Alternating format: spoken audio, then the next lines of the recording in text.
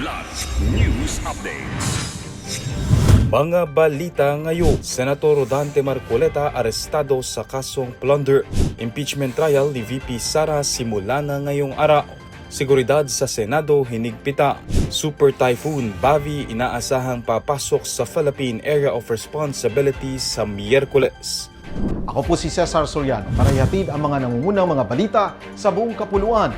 Ngayon, Naaresto na si Senador Rodante Marcoleta matapos ipag-utos ng Sandigan Bayan 3rd Division ang kanyang pag-aresto kasama sina dating Congressman Mike Defensor at dalawang negosyante kaugnay ng non-bailable plunder case na may kinalaman sa umano'y hindi pagdedeklara ng 75 million pesos na campaign donations. Inanunsyo ni Sandigan Bayan Associate Justice Carl Miranda ang arrest order 2 araw matapos magsampa ng kaso ang Office of the Ombudsman sa Anti-Graft Court noong Biyernes. Bago inilabas ang utos ng korte, dumating si Marcoleta sa Sandigan Bayan kaninang umaga upang dumalo sa pagdinig ng kanyang mosyon na ibasura ang impormasyon laban sa kanya at ipagpaliban ang paglalabas ng warrant of arrest. Gayunman, hindi pinayagan ng Anti-Graft Court ang mosyon ng kanyang kampo matapos nitong matukoy na may probable cause o sapat na batayan upang ituloy ang kaso. Mula sa Sandigan Bayan, dinala si Marcoleta sa Camp Crame para sa booking process bago nakatakdang ilipat sa Quezon City Jail sa Payatas.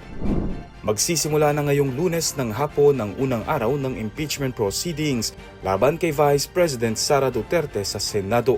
Sa flag ceremony sa Senado kaninang umaga, kinumpirma ni Senate President Sherwin Gatchalian na siyang magsisilbing presiding officer ng impeachment court.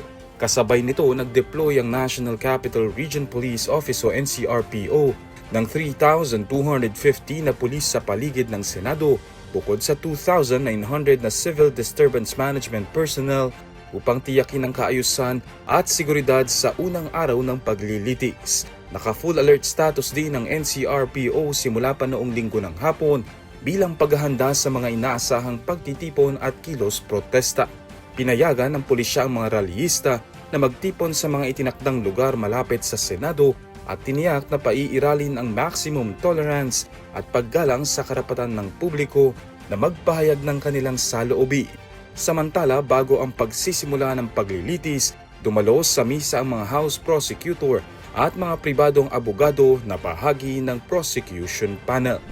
Inaasahang papasok sa Philippine Area of Responsibility o PAR sa Miyerkules ng madaling araw ang Super Typhoon Bavi at tatawagin itong Bagyong Inday ayon sa Pag-asa.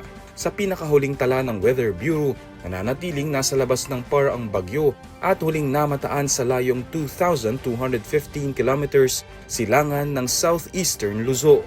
Taglay nito ang lakas ng hanging 205 kilometers kada oras at pagbugsong hanggang 250 kilometers kada oras habang kumikilos pahilagang kanluran sa bilis na 20 kilometro kada oras. Samantala, sinabi ng Pag-asa na magdadala ang ridge ng high pressure area ng karaniwang maaliwalas at tuyong panahon sa malaking bahagi ng bansa ngayong araw.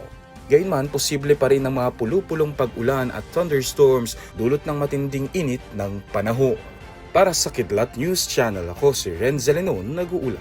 ako po si Cesar Soriano, kasama nyo sa bawat pagputo ng balita.